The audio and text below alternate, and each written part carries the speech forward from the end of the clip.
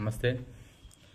జగన్మోహన్ రెడ్డి గారు గతంలో 5 సంవత్సరాలు అధికారంలో ఉండి కూడా, ఒక రాష్ట్రానికి సీఎం అయ్యుండి కూడా, పవన్ కళ్యాణ్ గారిని నలుగురు పిల్లలు, దత్తపుత్రుడు, ప్యాకేజీ స్టారు, సినిమా యాక్టరు ఏదో తన నోటుకు వచ్చినట్టు మాట్లాడి, వాళ్ళ నాయకుల చేత, వాళ్ళ క్యాడర్ చేత, పల్లికమాలిన యాదవుల చేత కూడా అలా మాట్లాడిపించి 151 నుంచి 11కి అధాపాతాళానికి తొక్కించుకునేలాగా తెచ్చుకున్నాడు.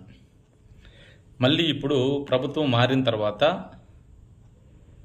2 సంవత్సరాల నుంచి కామ్గా ఉండి మళ్ళీ ఇటీవలే స్టార్ట్ చేశాడు దత్తపుత్రుడు అని అనే మాట.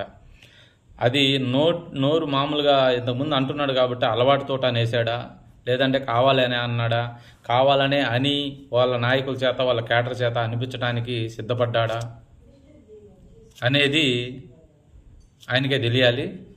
లేదు నేను ఇలాగే అంటాను, నేను ఇలాగే అంటే నాకు ఈసారి ప్రభుత్వంలోకి వచ్చే విధంగా ఓట్లు వస్తాయి, సీట్లు వస్తాయి అని ఏమన్నా ఆశపడుతున్నాడా, అది అర్థం కావట్లేదు.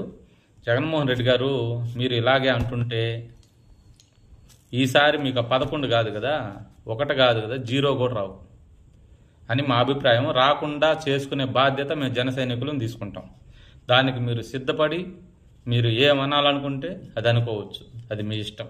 లేదంటే రెచ్చగొట్టేసి మీ వాళ్ళ మీద కేసులు పెడితే సెంటిమెంట్లతో మీరేమన్నా మళ్ళీ అధికారంలోకి రావచ్చు అని ఏమన్నా ఆశిస్తున్నారేమో. అవన్నీ జరగవు. మీరు అనుకున్నదైతే ఎప్పటికీ జరగదు. మీరు ఇది మానుకుంటే మీకే మంచిది. లేదు నాకు అలవాటు అయిపోయింది, నేను ఇలాగే వాగుతూ ఉంటాను అంటే దాని పరివాసానం చూస్తారు మీరు.